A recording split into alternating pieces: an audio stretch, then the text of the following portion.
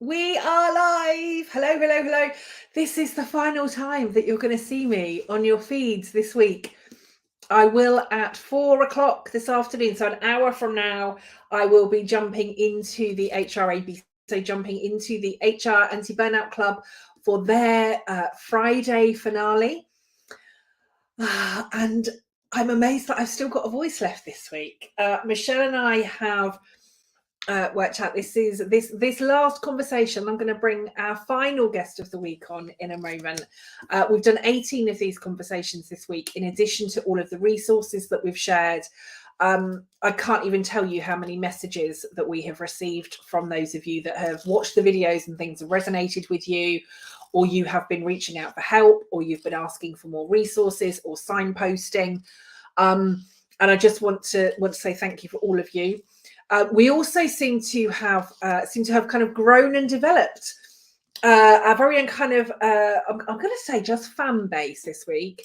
Some of you have watched every single one of these sessions live. I have no idea how you have found the time to do that. Michelle and I have been we're like, oh, we've got another one. And so yeah, just huge thanks to all of you that have tuned in, that have shared. Thank you for all of the mentions, posts, and all of that great stuff. I know a lot of the stories are, I suppose, very similar. I think Michelle and I are, as we said, we're going to do a final wrap up at 3:30 on Monday of the similar themes that we've had that's come through. But I think probably the one that I want to maybe highlight for you just now is that every single story, every single experience that we have been hearing about and sharing this week is everyone's story. A lot of us are talking about the same things that got us to burnout. All of our guests, many similar stories, although we've, different ages, different genders, different career paths, different, very different people but with very different backgrounds, very different sectors, very different life experiences. And I think as we continue to say, nobody is immune from burnout. Nobody is immune from burnout. And in addition to the guests that we have spoken to this week, I know that there are hundreds, if not thousands, of you out there that are experiencing a lot of the signs and maybe ignoring them, thinking that you can overcome them. I know some of you are putting sticking plasters on things. We need to get to the root cause when it comes to this.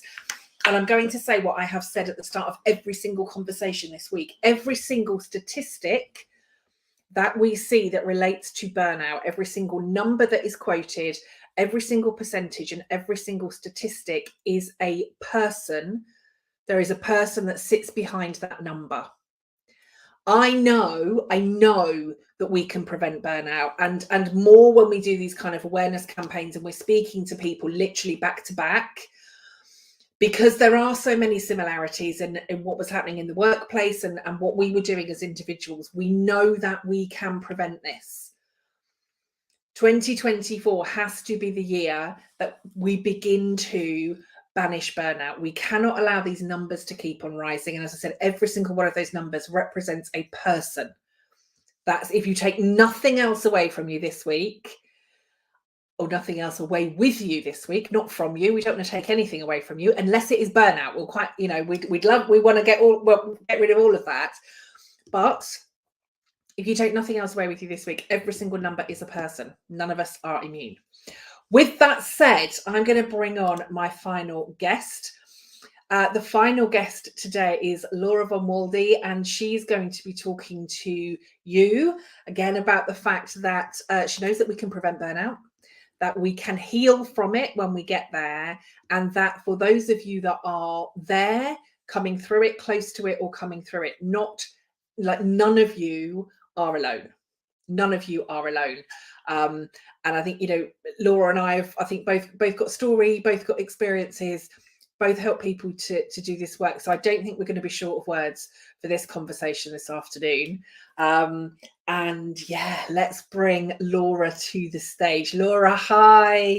Hello. Thank you so much for doing this. I agree with everything you've been saying. And it's so important to have these conversations.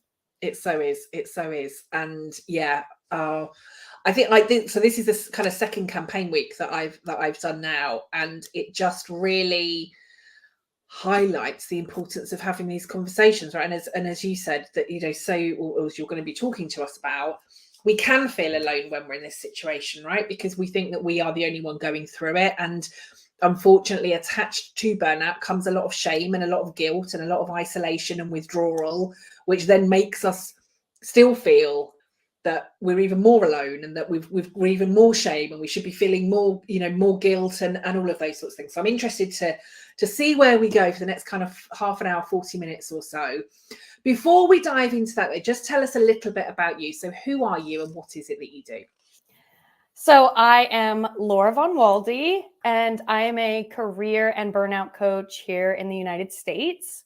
And I'm also an educator and a presenter about all things burnout.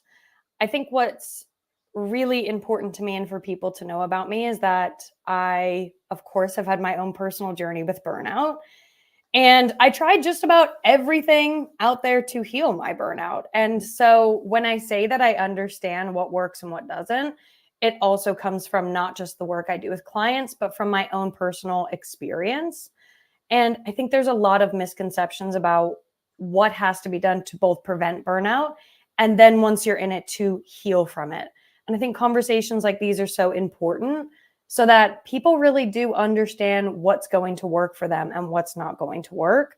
And I think a lot of people only like to talk about their burnout once it's healed.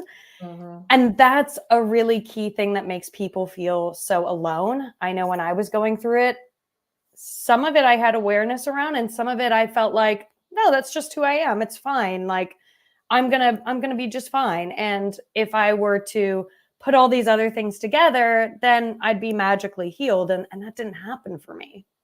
Yeah, it doesn't happen full stop, does it?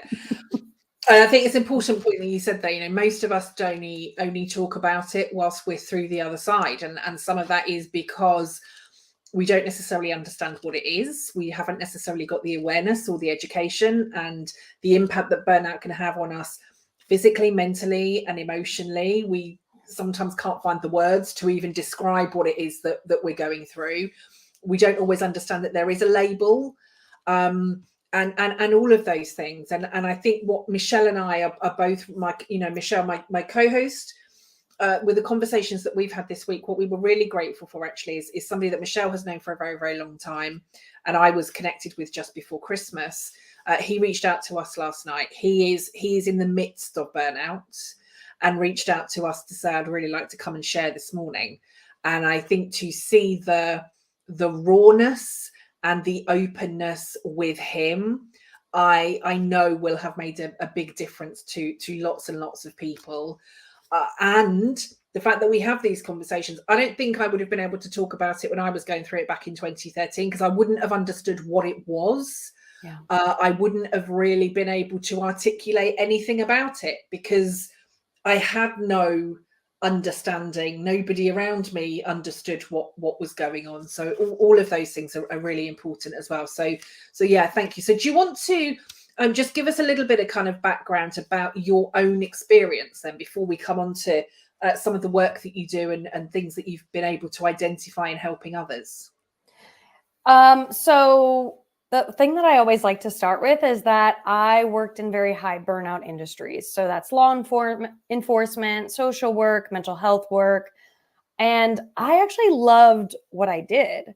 Mm-hmm. The problem was the workload itself, the type of work that they would have you do on the side, right? All those pieces weren't necessarily fitting for me. And what I thought that meant was that I needed to get to a higher level of success in order for that to feel good to me. Mm-hmm. And so as I was striving for that, I got what I thought was my dream job, and I worked really hard for it. And I found that actually when I got it, I was more miserable than I had ever been before. It didn't fit. I didn't like it. I didn't like the work.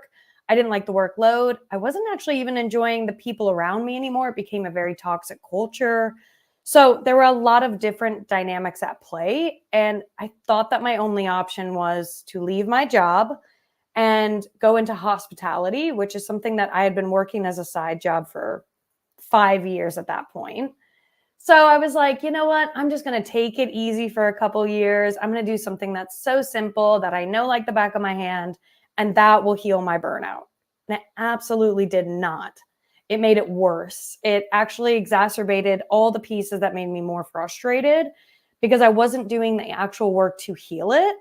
I was just containing it and putting it away and pretending like it wasn't happening. So that's one reason why I make sure my clients know that whether or not you leave the job, when you're making that decision from a place of burnout, it never fully feels like the right decision. So if you could instead focus on healing your burnout first and then making those decisions, it's going to hit differently. It's going to feel better in your body, and you're going to be able to make a more aligned decision.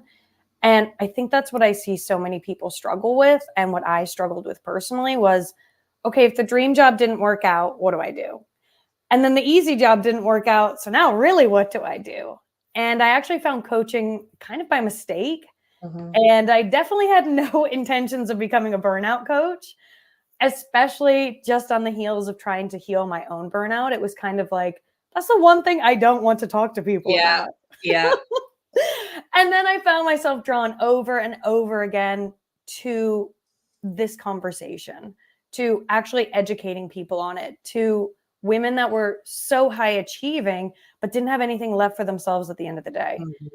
And I think that is actually really beautiful, but also a paradigm we need to start breaking in order for women to really achieve the things that they want to and define success for themselves and to untangle their career from their identity. Because even once I found something that I love so much and I know is the right job for me, it's still not all of who I am. And if I let that be all of who I am, I'll get burnout as a coach just as easily as I would get burnout in corporate. Yeah. And there are some themes again that are coming through in our conversation that we've spoken about to people this week. So the fact that you actually loved your job, you thought that the success was going to somehow bring this magical ease, right? And tick all of those boxes to say, yes, you've done exactly the right thing. The fact that actually moving from one job into another didn't fix the problem, because actually burnout ultimately is the symptom, isn't it, of a deeper cause. Sometimes because we do need to do that work on ourselves. We do need to do that self-discovery. We need to understand who we are and what we want and what's driving us and all of those things. And again, we don't really have the space to do any of those. But there was just a word that you used there. Like I had the big job, you got the promotion, you had the big job. What do I do now? And then you had the easy job and that didn't work. And what do you do now? Yeah. And it's that do, I think, that can trap a lot of us, isn't it? Because we, from, kind of knee high, aren't we? We're asked by parents, family, guardians, carers, teachers, what do you want to do when you grow up, right? And their whole lives are focused on what we want to do. And we assume that by doing more, it will bring more of the stuff that we want. And it was Lee Marinaki that I spoke to yesterday. I cannot remember the exact wording that she used, but it was basically like you find yourself married to your job or married to your career, but actually divorced from yourself. And that's what happens to so many of us. We lose ourselves in the job because we are told the more we do, the more we will have, the more successful we will. But what happens is we lose who we are. We lose the being of ourselves. And I've always kind of said, and I'll be interested to kind of hear your view on it. But from my experience, the work that I've done with clients, definitely this gap between who we are and who we are masking as, presenting as, showing up as, the bigger that gap between our true self and this kind of imagined or created self, the bigger that gap is for burnout to fill. And we really need to work, all of our kind of work and effort then needs to go onto closing that gap, right? I completely agree. I think a little bit of what I'm hearing and the phrase that comes to mind for me is fake it till you make it. which is like, oh, don't do that. And I think it's so important that, especially as people who want to achieve more, that if we feel that pull of we have to fake it till we make it, we redirect that thought process, because that's that big gap to me, is feeling like somehow you're inauthentic or not worthy enough. Yeah. When actually, if you really had to fake your way into a job, then they wouldn't have hired you. Right? So I think it's so important to say, I might still be learning, but I clearly have the skill set. I wouldn't be here otherwise. Employers right now are very, very particular about who they're hiring. And I think I hear people say that so often. And I'm like, that is one of the most dangerous thought processes I see, that leads into that imposter syndrome, where now when we're at work, we're not ourselves, we're a caricature of ourselves. And instead of that, I always like to say, like, when we go to work, we're 100% ourselves, but we're in a role. We're in the role as employee. Just like at home, we might be the role of mother or friend, right? They're not necessarily differences of ourselves, but we're bringing different pieces of ourselves to the forefront to utilize those skill sets. Yeah. And that allows it to still be 100% authentically you, without that stifling. Yeah. But allowing for the skill sets to be different, the tones to be different, right? Different pieces of ourselves. And it doesn't have to be the whole you where you feel pressured or like you can't express what you're really thinking and feeling. And I think that's the trap we often find ourselves in. And it might sound like a slight difference, but I actually have seen it be really crucial for a lot of people to understand and step into and own what role they're in at what time. Yeah, completely. So from your perspective, you've had this kind of role change. Did you, I mean, I suppose at what point did you realize that this was burnout? What did you kind of think it was? I would say for me, after I went into hospitality, there was some slight awareness that that's what it was, right? Right. It's kind of like in the back of my mind, kind of simmering, but there was no epiphany moment where I was like, oh my God, that's what it was. It's only in hindsight now that I'm like, clearly, that's what it was. And that's what it had been for many years, right? Which is why I think it's actually so important that people know about the different stages of burnout, about the phases of it and how severe it can get, the symptoms and what they look like, and how they stay with us and then intensify as time goes on. That's kind of one of the biggest pieces of my work, is really educating on the differences between stress and burnout. Yeah. Because they actually feel the same at the beginning. And it is very hard to differentiate. But the clearer we can get in that identification process, the easier it is for us to prevent it and get out of it. Yeah. Yeah. And do you find also that the word burnout is incorrectly used, misused, overused? All the things. Everybody's a burnout, you know, and I love what you said there about the difference between stress and burnout. I saw years ago, you know, everybody was like, you know, how are you? And everybody would greet each other with, oh, I'm so busy. You know, oh, me too. And like we'd outdo each other, right? Oh, look, I'm busier than you are. I can't. No. Let me tell you what I've been doing. So we'd kind of compete in this busyness. Then we seem to get to the point where, like, how are you, Laura? Oh, I'm so stressed. Oh my God, I'm so stressed. I've got all of this stuff going out. And now it seems to be that when we're asking that question, oh, look, I'm burnt out. I'm at burnout.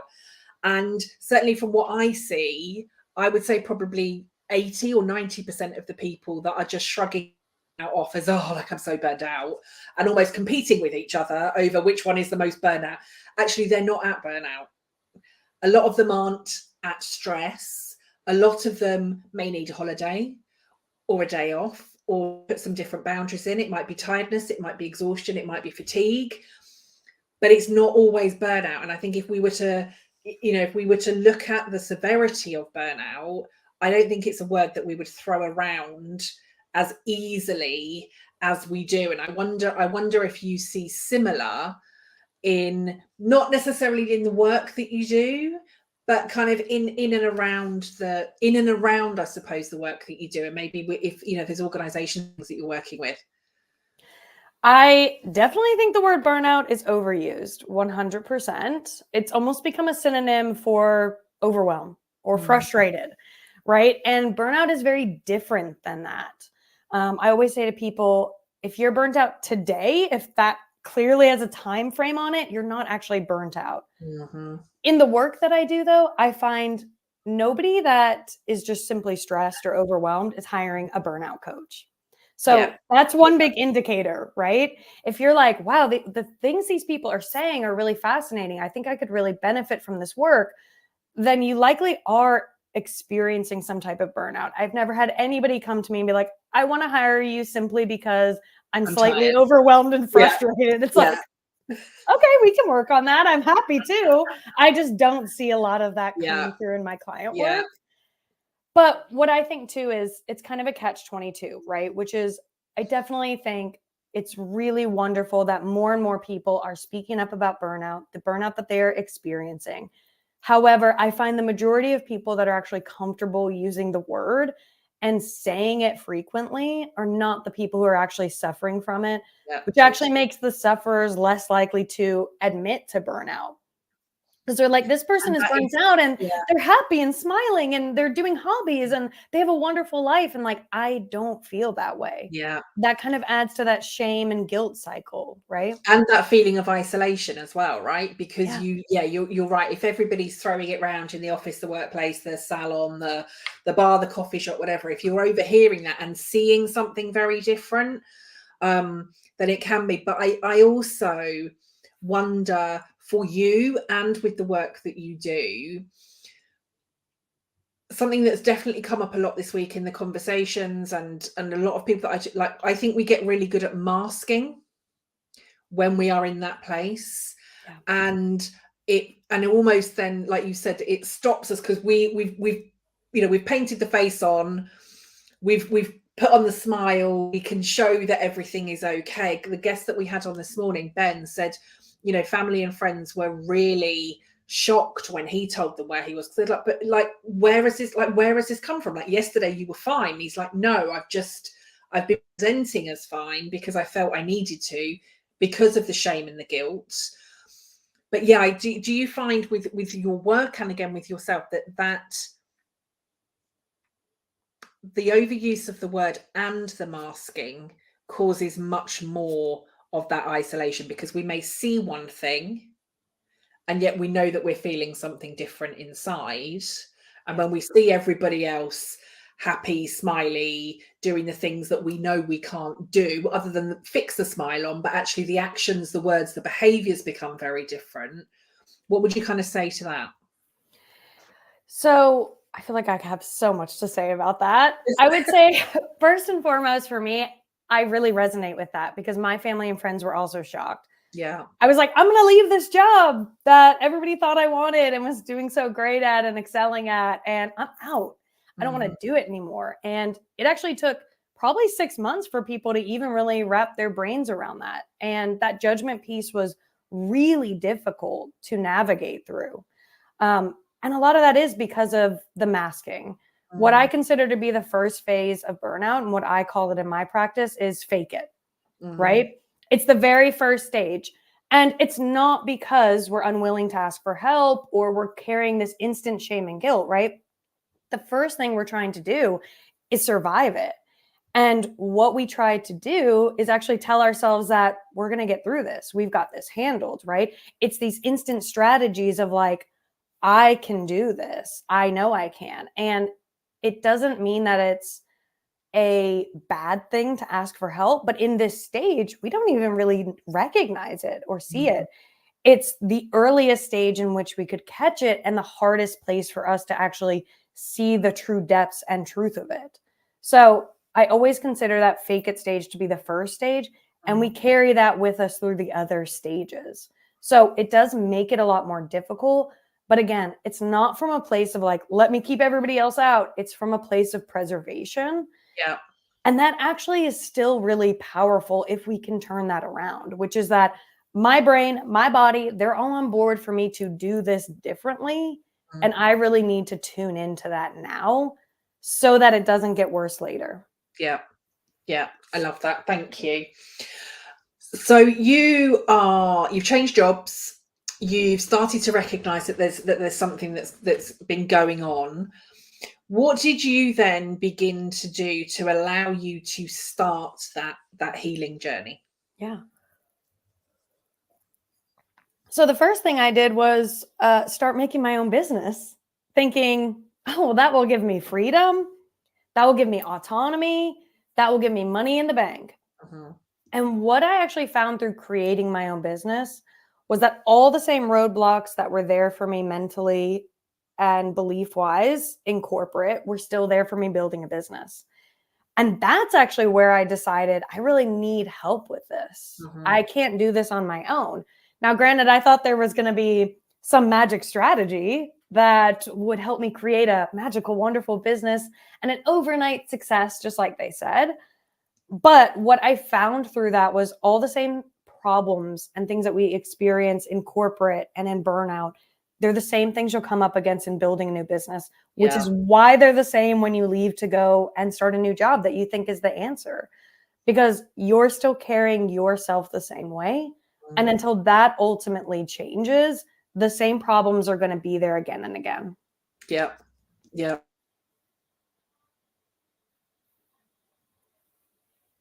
Doesn't matter where you go, but you're always going to be there or something. And that's the exact thing, right? It doesn't matter which role you put yourself in until you have done the work on you.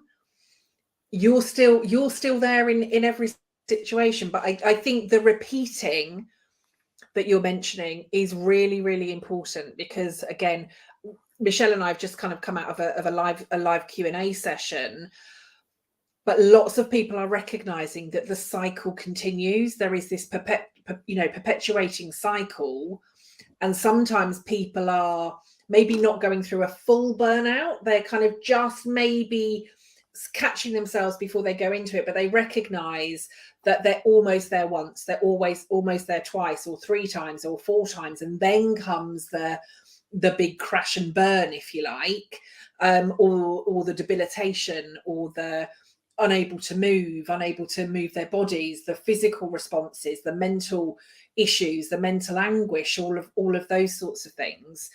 So how, in your view, or how long did that kind of repeating continue for before you thought, right, hang on, like something's not quite right here? For me, it was a full 2 years. Mhm. And for my clients and the research that I've shown, that's not uncommon for it to be that length of time. And I say that to give full permission to people, which is like, maybe you're like, no, I'm only 3 months in. But when you actually start looking at it, it's probably a longer period. Just like when I look at that 2 years, that's what I can clearly identify. That's the kind of container and timeline I see. But it doesn't mean that there weren't signs before that. The stress was before that. The lack of boundaries was before that. But where I actually started experiencing the more intense symptoms, it was 2 years of repeating over and over again. And now what I always say to people is that if you are still, if you find yourself to be recovered from burnout, but you're still in fear of going back to that place, you have more work to do, right? You're probably still in that cycle. You're just at a lesser phase of it, which is progress and is wonderful. But I no longer have that fear of continuing the cycle, because now I know and have the tools and strategies to implement at any phase of it. And that gives me confidence that I'll never actually go back to a place that dark. So I say that to say a lot of times when we start coming out of burnout, we're like, oh my God, we're healed. It's amazing. And then we'll go back to work. We'll go back to the same patterns. Maybe we're going back to the office after the pandemic. And we find those same fears coming up for us over and over again. And that's a really good sign that I could still do some more work here and really benefit from seeing more, doing the work, as we say, so that I'm no longer carrying also that fear with me. Oh gosh, now it's just me. We've lost Kelly.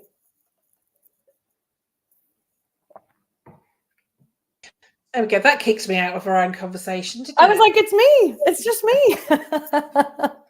You Hello, carried on welcome. Welcome you to carried my on like a show. pro. Thank you. Thank you. Thank you.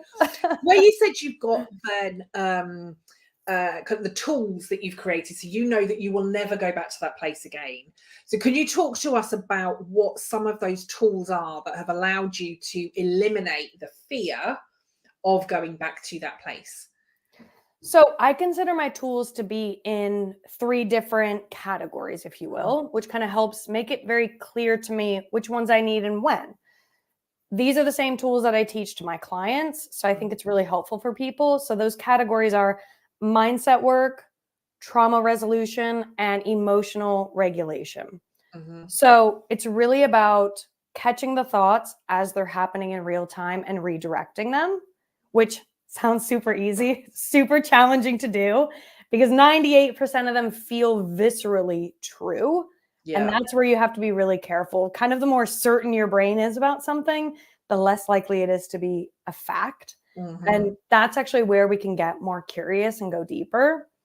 For emotional regulation, it's about feeling into your body, allowing emotions to actually exist without trying to change them. And I think that's a big part of burnout, right? Is that I'm feeling down today. I'm feeling less energetic. I'm feeling sad. I'm feeling frustrated. And we mask those feelings. And that actually creates more strain, not just in our bodies, but on our minds and on our energy, right? That has a ripple effect throughout. So really getting in there and allowing the emotions to be what they are. And is that emotional stuff, does that allow, do you work with people on able to name but free from judgment? Because we still hear all the time, don't we, like, you know, good emotions, bad emotions, and it's like we just like we have emotions. They don't need to be good or bad. We don't need to be putting them in tanks. But I think, you know, again, what you said there, and really interesting with the burnout, because again, lots of us will talk about like the numbness. It's almost like you feel numb, but actually if you were in your body, you would be able to identify frustration, sadness, anger, all of those things. It's like we disconnect, isn't it? It's like we almost kind of, you know, chop ourselves off at the neck. The body's over there doing that thing, the head's over there doing that thing, and we're kind of just carrying on, you know, a bit kind of robotic like or puppet like, you know, no feelings, just going through the motions of getting through every single day. Yeah. And what I actually consider that one to be is more of a trauma resolution category, right? That disassociation is actually a trauma response, right? You're either freezing or you're flighting, right? You're either getting away from the emotion and you can feel it, or you're freezing it out completely and you're disassociating. And sometimes that looks like you're just going home and turning on the TV and shutting out the rest of the world. And not a lot of people think that's even necessarily a symptom of burnout. But And that's how the people isolation kind of can start. Yeah. How do people react when you kind of raise the word trauma when you are coaching them through that? So again, I suppose those of us that are in the space will know that burnout can have the same impact on our brains and bodies as trauma, right? It's a response. It can take the same amount of time to heal. But a lot of the time when we mention the word trauma, nobody really, without that understanding, would ever associate that with burnout, right? Because it's just, so when you're talking to your clients about it, or you're doing kind of, you know, you're doing talks like this to help to raise awareness, what's the typical response that you would get from your clients when you talk to them about, we're going to deal with a trauma? I'd always say first and foremost that the people who have an issue with the word trauma are usually not the people in burnout, because that actually feels very true to them and feels real, right? Feels very aligned in their bodies. They're like, yes, this is traumatic, workplace trauma, right? They actually do think that that feels very true. The people who are usually triggered by me using the word trauma are the people who are not experiencing it and have never experienced it, or at least enough to recognize it and see it in that way. So the way that I always like to say it is, it's not big T trauma, it's little t trauma. The little things every day. We're talking about the experiences that we take with us in our bodies and package away and store it away and decide that it doesn't exist, and it's actually corrupting our systems. So, for example, one of the things that you really mentioned and we talked about earlier, I consider it decision corruption. That's what I like to call it, which is that you don't know where to go. You desire clarity. You have absolutely no idea what feels good to you in your body. And in the place of burnout, not only does that decision not feel good, but the data that you're getting through it is corrupted, right? Mm-hmm. So just like in a computer, your data is corrupted, and now the decision going forward isn't feeling very clear or easy. So it's little things like that that actually can stem from a place of trauma. Mm-hmm. And it doesn't mean we're going back all the way to our childhood, because I definitely think that that's a place that needs deeper work and healing. But if your boss screamed at you in front of a room full of people, you better believe that you're less likely to speak up the next time. And that is a trauma that we can deal with and work through in real time, so that the actions that you take going forward feel really good to you. Mm-hmm. Yeah. That's so important. I wonder also if you find commonalities, or it comes up with some of your clients. I know with a lot of the people that I worked with, and something that, again, I personally, I'm going to say, struggled with actually for a really long time as I was coming out through my burnout, where you talk there about this decision corruption and also kind of getting into our bodies.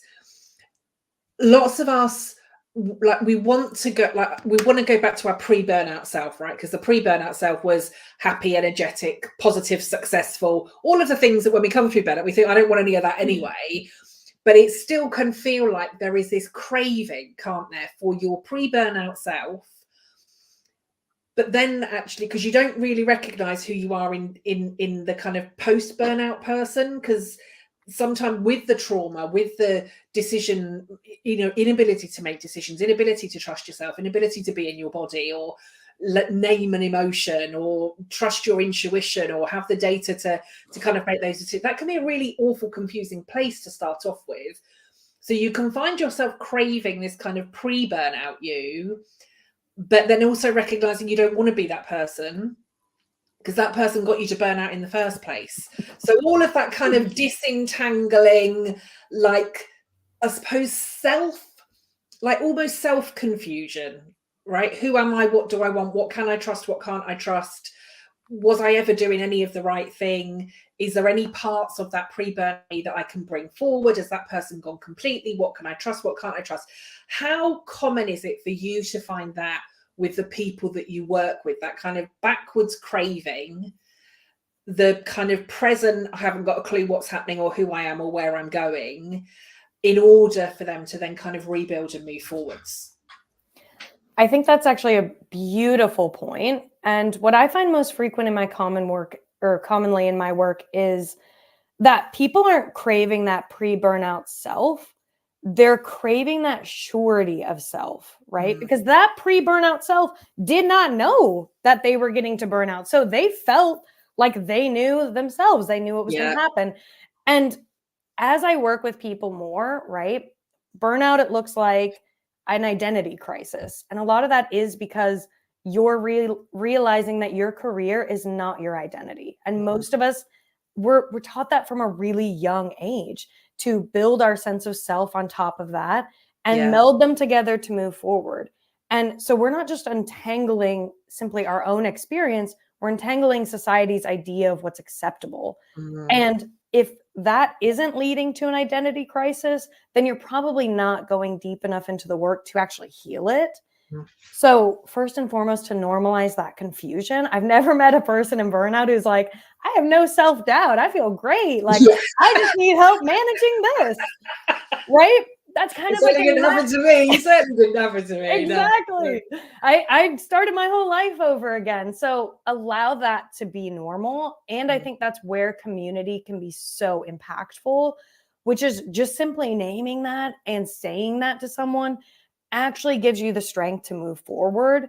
It's a time to really lean on friends, because even if you change your entire career, your friends know who you are. So when you're questioning it for yourself, it's a great place to have it reflected back to you.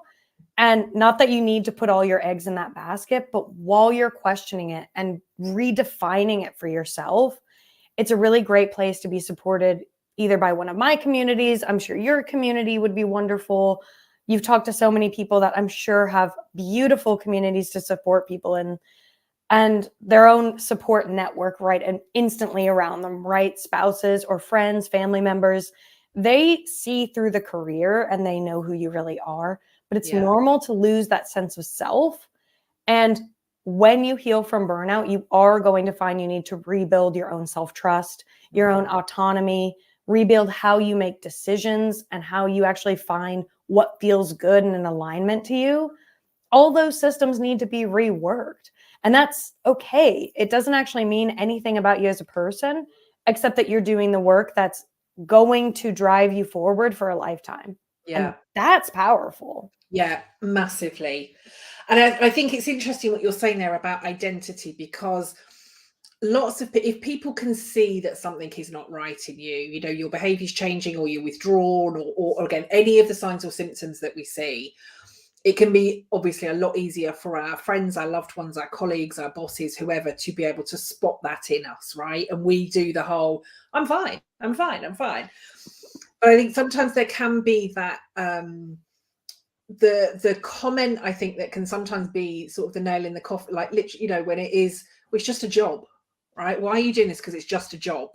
I think it's really key what you've said, that the job has become a key part of your identity. So it isn't just a job, it's part of you.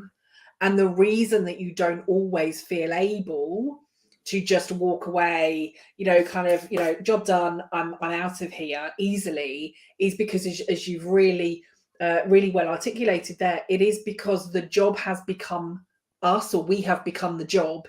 It is a key part of who we are. And if we no longer have that job, then who are we? Yes. And we see that outside of burnout anyway, right? If people have been made redundant, or if they've retired, if they've taken career breaks, if they've taken sabbaticals. I mean, I know one coach been in my network. She was actually part of the training team when I did my my coaching qualification. She's retired 4 times, and she still keeps coming back. Because she not because necessarily the job has been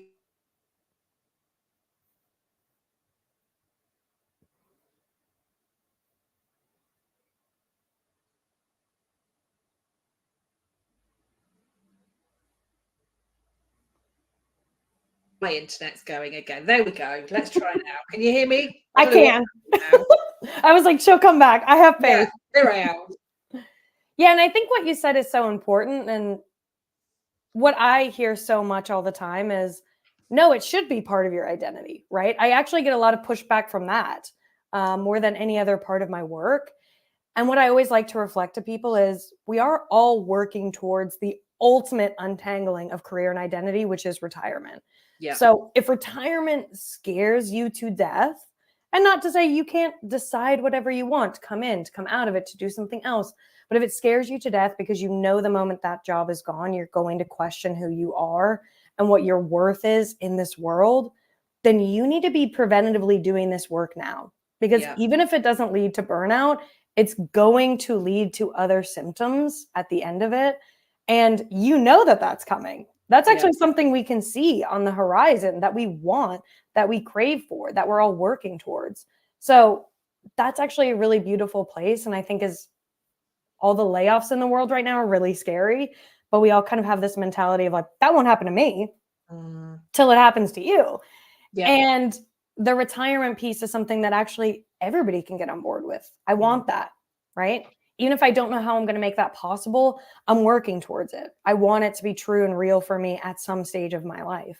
So how could you prepare for that now? Well, by separating your career and your identity and really getting to know who you are outside of that job.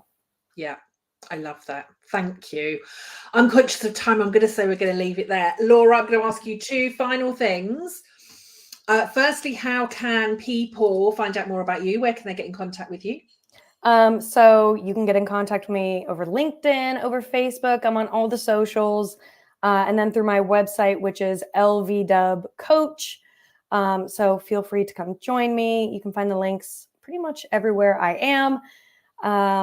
And yeah, I'd love to connect with you. Even if you're not sure you're in burnout or not, that's a great place to start and have curiosity around. Great. Thank you very much.